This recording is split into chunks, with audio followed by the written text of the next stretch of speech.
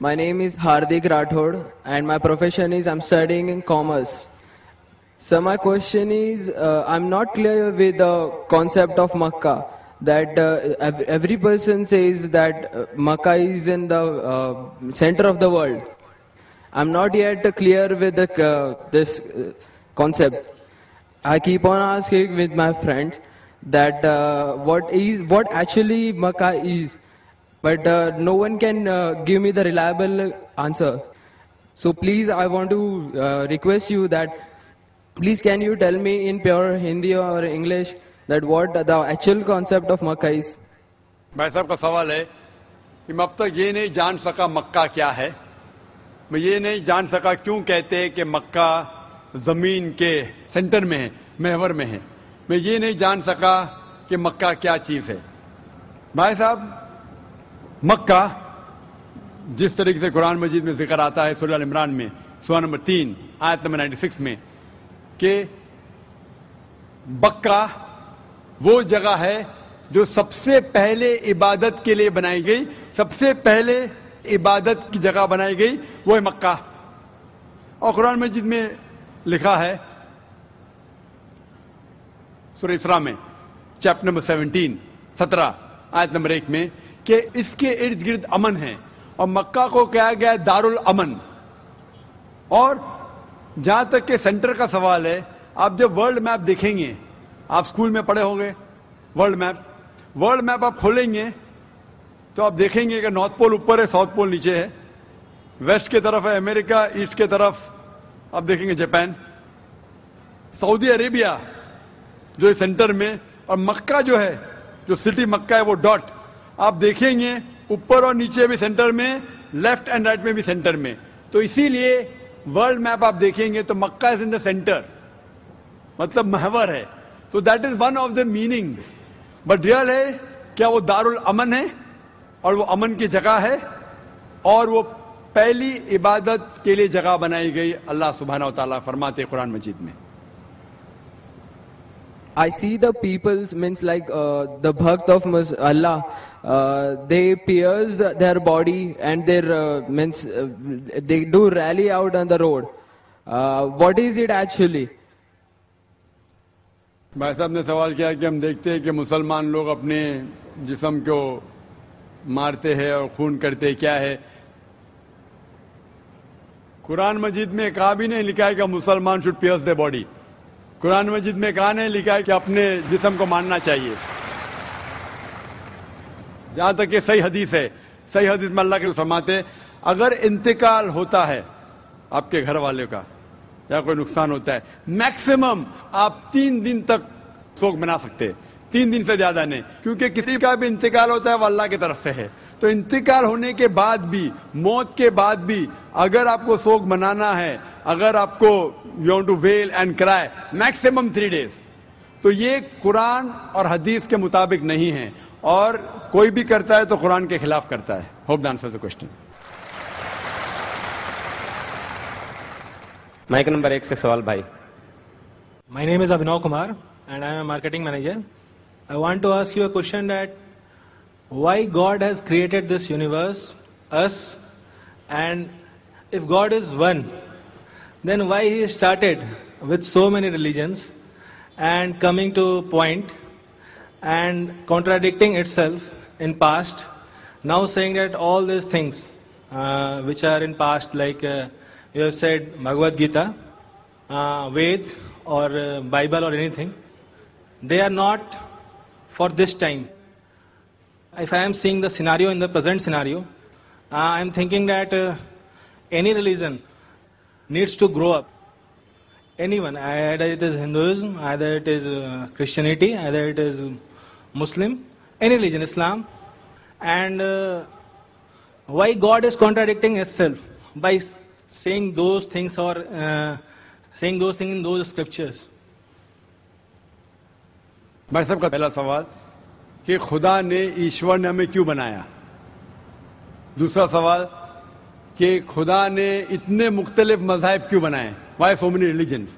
और तीसरा सवाल, खुदा कॉन्ट्रडिक्ट क्यों करता है, खुदा इख्तिलाफ क्यों करता है, पहले ये पहले वो, भगवद गीता में फिर कुरान में, क्यों ऐसा कॉन्ट्रडिक्शन है. 3 سوال برابر. پہلا سوال کہ خدا نے ہمیں کیوں بنایا ہے, اس کے پوری تقریر کیا ہوں میں. Purpose of creation, purpose of creation پوری تقریر ہے میری 1.5-2 گھنٹے کی, سوال جواب کے ساتھ 3-3.5 گھنٹے کی, وقت نہیں ہے لیکن مین پوائنٹ کہوں گا. اللہ تعالیٰ فرماتے ہیں سورہ ملک میں, سورہ نمبر 67 ورس نمبر 2 میں, الذی خلق الموت والحیات, کہ اللہ سبحانہ و تعالیٰ نے موت اور زندگی بنائی تاکہ وہ یہ جان سکے آپ لوگ میں سے کون اچھا ہے. تو test which of you is good in deeds. Allah سبحانہ و تعالیٰ کے کئی مخلوقات ہے, سب سے بہترین مخلوق ہے انسان. باقی جتنے مخلوقات ہیں وہ مسلم ہیں, وہ آلریڈی اللہ سبحانہ و تعالیٰ کا کہنا مانتے ہیں. ابھی جو انسان ہیں ان کو اجازت دی گئی ہے, فری ول دی گئی ہے کہ وہ اللہ کی بات مانے یا نہ مانے. Almighty God has given us the free will. Free will دیا گیا ہے کہ آپ چاہو تو اللہ کی بات مانو, چاہو تو نہ مانو. یہ فری ول دینے کے بعد اللہ سبحانہ و تعالیٰ نازل کیا ہے کہ اس دنیا کا ٹیسٹ کیا ہے, the rules and regulations. اس دنیا میں انسان کو کس طریقے سے جینا یہ لکھا گیا قرآن مجید میں. اگر آپ اللہ کے احکامات کے مطابق چلتے ہیں تو آپ سفلتا پائیں گے اور انشاءاللہ جنت میں جائیں گے. اگر احکامات کے مطابق نہیں چلیں گے تو آپ اس ایگزامینیشن میں فیل ہوں گے اور پھر جنت میں نہیں جائیں گے, دوزخ میں جائیں گے. تو this life is a test for the hereafter. یہ زندگی آخرت کے لیے امتحان ہے. میں آپ سے پوچھوں گا کہ آپ کالج کیوں جاتے, تو آپ بولیں گے گریجویٹ بننے کے لیے. اب میڈیکل کالج کیوں جاتے, تو آپ بولیں گے ڈاکٹر بننے کے لیے. تو ہم یہ دنیا میں آئے ٹیسٹ پاس کرنے کے لیے, کیونکہ اس دنیا میں آنے کے پہلے سورہ اعراف سورہ نمبر 7 آیت نمبر 172 میں لکھا ہے کہ اللہ سبحانہ و تعالیٰ نے ساری انسانیت کو, آدم سے اب تک ساری انسانیت کو from the lines of Adam کھڑا کیا, پوچھا کہ کون ہے عبادت کے لائق, اور سب نے کہا صرف ایک اللہ سبحانہ و تعالیٰ. پھر اللہ تعالیٰ نے پوچھا کہ کون یہ ٹیسٹ کرنا چاہتا ہے, تو انسان ہم بیوقوف تھے جو یہ ٹیسٹ کرنے کے لیے آئے, کیونکہ باقی لوگ جو پتھر, پہاڑ, جانور یہ سب مسلم ہیں, پر ان کے پاس چوائس نہیں ہے. اگر آپ کے پاس چوائس نہیں ہے, فرشتے کے پاس چوائس نہیں, جو بھی اللہ کہتے وہ ان کی بات مانتے. لیکن ہم کو چوائس دینے کے بعد اگر ہم اللہ کی بات مانیں تو ہم فرشتے کے اوپر ہو جائیں گے, اگر نہیں مانیں گے تو فرشتے کے نیچے شیطان کے ساتھ ہوئیں گے. تو ہم نے بولے نہیں, ہم کو تو فرسٹ کلاس فرسٹ آنا ہے, تو آ گئے ہم وہاں پر, ہم اس دنیا میں. ٹھیک ہے, تو یہ ٹیسٹ ہے, اور انسان سب سے اچھی مخلوق ہے, best creation of almighty God. تو this life is a test for the hereafter. اور اللہ تعالیٰ فرماتے سورہ داریات میں سورہ نمبر 51 آیت نمبر 56, وما خلقت الجن والانس الا لیعبدون, کہ ہم نے جن اور انسان کو نہیں بنایا صرف اللہ کی عبادت کرنے کے لیے, اور عبادت کے لیے اللہ کی بات ماننا ضروری ہے. So this life is a test for the hereafter. یہ جو زندگی ہے آخرت کے لیے ہمارے لیے امتحان ہے. آپ کا سوال نمبر 2 کہ اللہ نے مختلف مذاہب کیوں بنائے. اللہ نے صرف ایک ہی مذہب بنایا ہے, ایک ہی دین, جس کا نام قرآن میں ہے سورہ ال عمران سورہ نمبر 3 آیت نمبر 19 میں, ان الدین عند اللہ الاسلام, the only religion acceptable in the sight of Allah is Islam. صرف ایک ہی دین جو اللہ کے نزدیک صحیح ہے وہ اسلام. اسلام کے معنی ہے امن, پیس. اسلام کے معنی ہے to submit your will to God, خود اپنے خواہش سے اللہ کے احکامات کے مطابق زندگی کو بسر کرنا.